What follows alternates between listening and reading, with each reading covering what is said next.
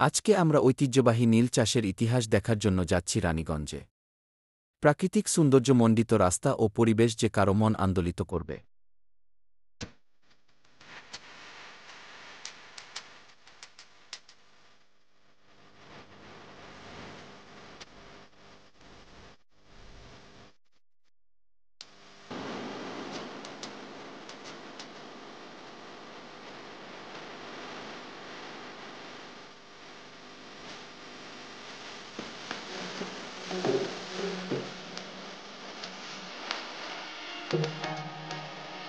British শোষণের চিহ্ন আজও রয়েছে গাজীপুরের কাপাসিয়া উপজেলার রানীগঞ্জে। কেউ বলে কুঠিবাড়ি, কেউ বা বলে নীলকুঠি, দুই নামেই উপজেলা জুড়ে রয়েছে এর পরিচিতি। কয়েকশ বছর ধরে টিকে আছে বাড়িটি।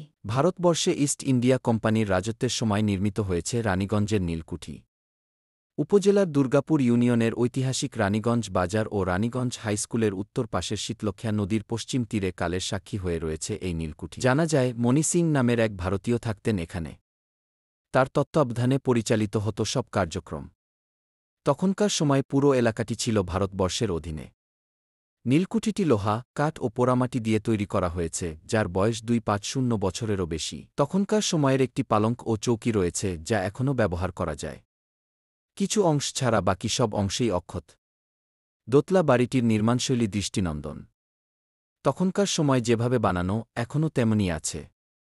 বাড়িটির চারপাশ জুড়ে 4 বিঘার উপরে জমি রয়েছে, সেই জমিতে রয়েছে লিচুবাগান। কিছু লিচুগাছ 100 বছরের বেশি বয়সী।